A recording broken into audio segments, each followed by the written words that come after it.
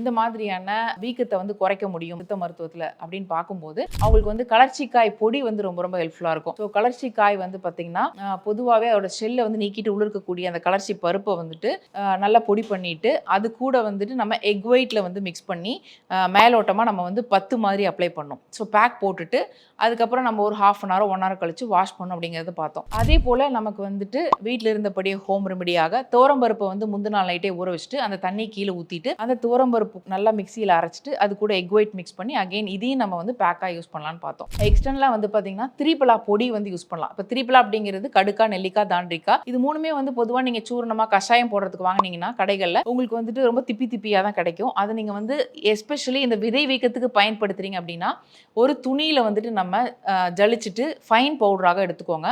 அதை வந்துட்டு நம்ம எக் ஒயிட்டில் மிக்ஸ் பண்ணி கீழிருந்து மேல் நோக்கி பொதுவாக நீங்கள் அப்ளை பண்ணும்போது ஒரு பேக் மாதிரி நீங்கள் அப்ளை பண்ணீங்க அப்படின்னா உள்ள இருக்கக்கூடிய நீர் எல்லாமே வந்து வத்துறதுக்கு ரொம்ப ரொம்ப ஹெல்ப்ஃபுல்லாக இருக்கும்.